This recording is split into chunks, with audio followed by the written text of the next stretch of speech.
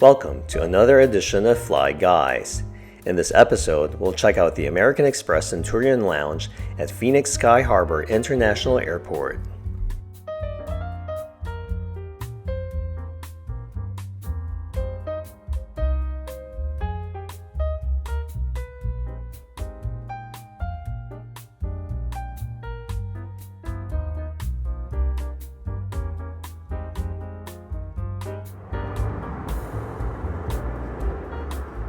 On a recent trip to Las Vegas, I had a layover in Phoenix, which gave me the chance to check out a couple of lounges I hadn't visited before. I flew American Airlines first class from Atlanta on an Airbus A321, then continued to Las Vegas on a Boeing 737. I'll have a review of those flights coming soon, so stay tuned.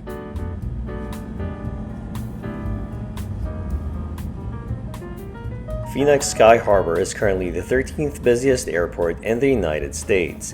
It serves as a hub for American Airlines and a base for Frontier and Southwest. The airport is said to have handled around 52 million passengers in 2025. It consists of two terminals, with Terminal 3 serving mostly domestic airlines, and Terminal 4 handling the majority of traffic, including American and Southwest flights.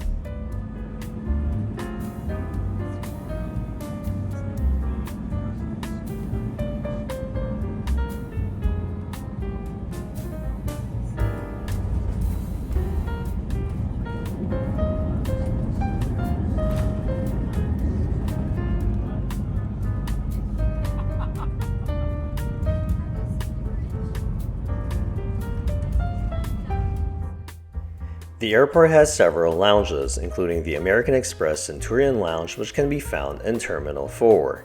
It opened in 2020 alongside an Escape Lounge, which is part of American Express's Global Lounge collection. You'll find the lounge across from Gate B22, near the end of the northeasternmost concourse in the terminal.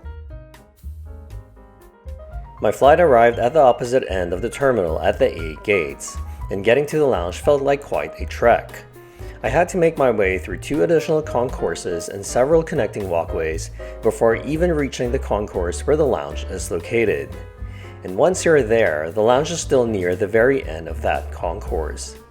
By the end of this video, I'll let you decide whether it's worth the walk if your gate is far away and you're short on time. The lounge shares an entrance with the Escape Lounge, where an agent from each lounge checks guests in. There was no long line when I arrived at 9 a.m. on a Saturday. According to the American Express website, the lounge opens at 6 a.m. and closes at 9 p.m. I was able to access the lounge 4 hours before my connecting flight. Note that in July of this year, though, American Express will institute a new policy under which card members will only be able to access the lounge within 5 hours of their departing connecting flight. Anyway, I was checked in by a friendly agent, issued a pass, and sent on my way to the lounge, where another staff member collected my pass for entry. When you enter the lounge, the left passageway is reserved for Centurion members. Everyone else turns right, where the space opens into a corner room with a variety of seating options. The restrooms are located here as well, and they are quite small. In the men's restroom, there were only 2 urinals and 1 toilet. There is also a beverage station in this area featuring an espresso machine and a selection of teas. Past that is another seating area that then opens up to the main section of the lounge. The lounge is anchored by a central area where the bar and buffet are located. The bar occupies one end of the room while the buffet station sits in the middle. The rest of the space is filled with dining-style seating.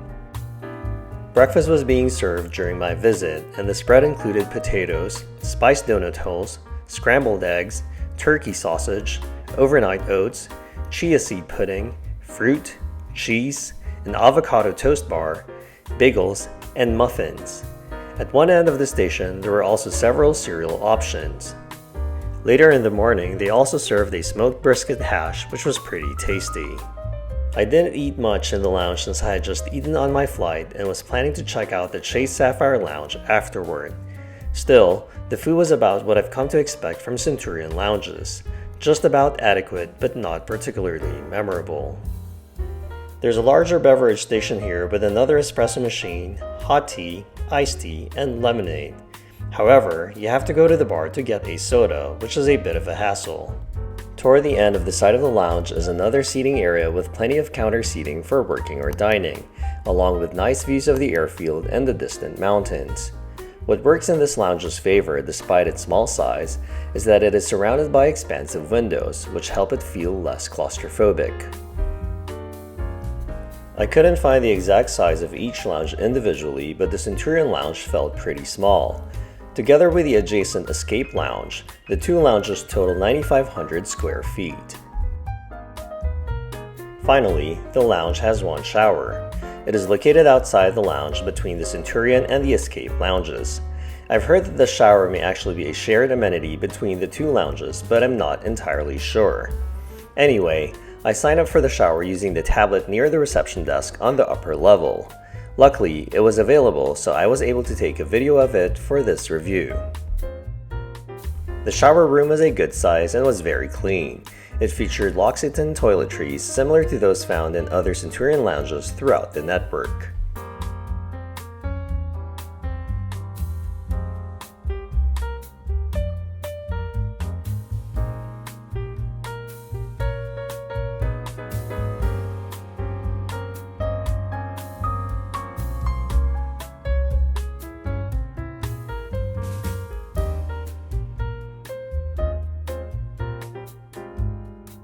Overall, the lounge wasn't bad.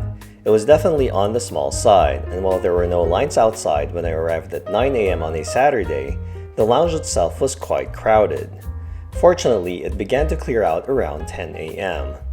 The food was just okay, not particularly memorable, but perfectly adequate if you're hungry and looking for something to eat before your flight. On the plus side, everyone working in the lounge was friendly and helpful, which made for a pleasant experience overall. With that being said, I'm not sure I would trek all the way here if my departing gate were on the other side of the terminal and I only had an hour or so to spare. If anything, I'd check the American Express app before heading over and possibly join the waitlist if it's crowded, assuming that that is available. If you have access to the newer Chase Sapphire Lounge, it's actually located on the opposite end of the terminal, which may be more convenient if your departing gate is nearby.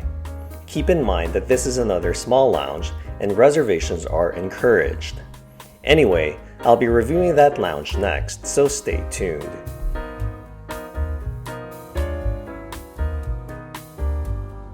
Thank you for watching and safe travels. Please make sure to like and subscribe.